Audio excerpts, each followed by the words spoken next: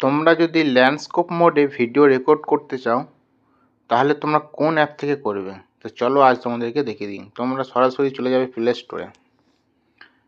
Play স্টোরে গিয়ে তোমরা সার্চ বারে সার্চ করবে নোভা লঞ্চার। নোভা লঞ্চার লিখে সার্চ করবে।